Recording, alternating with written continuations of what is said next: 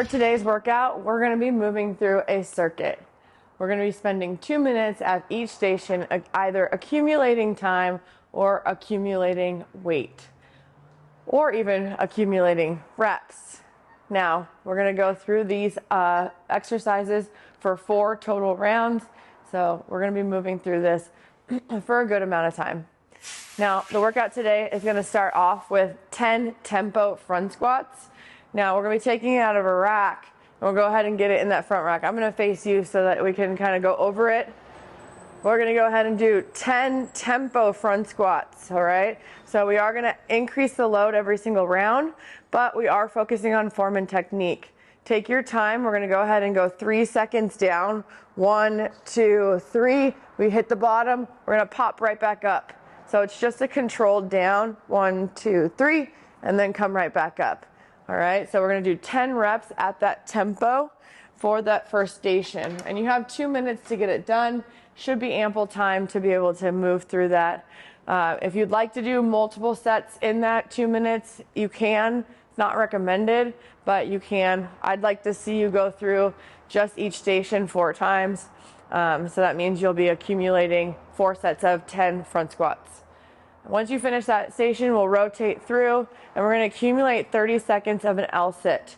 I have parallettes here. This is ultimately where we're trying to get to, or even on the floor. And again, you're going to accumulate 30 seconds. For most of us, we're going to be holding for 10 seconds, resting for like 10-ish seconds, and I need you to get 30 full seconds in that L.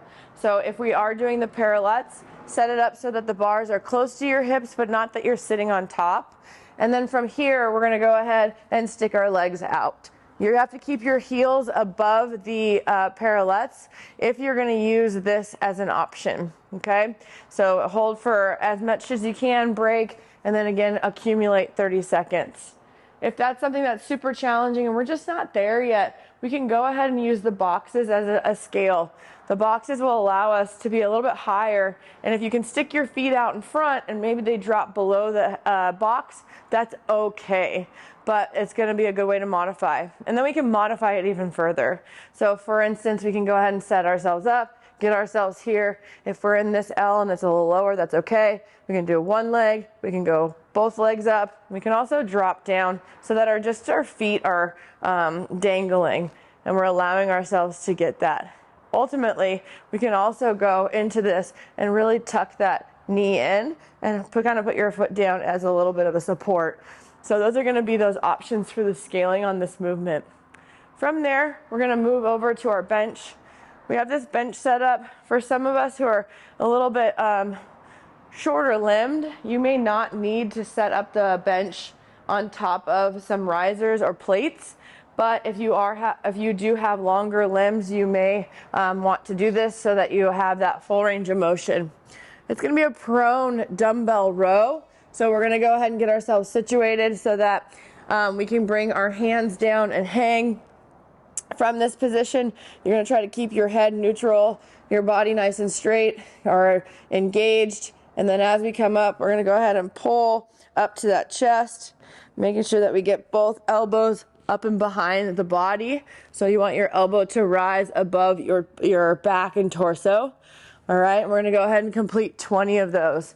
This is probably going to be something that is on the lighter side for weight.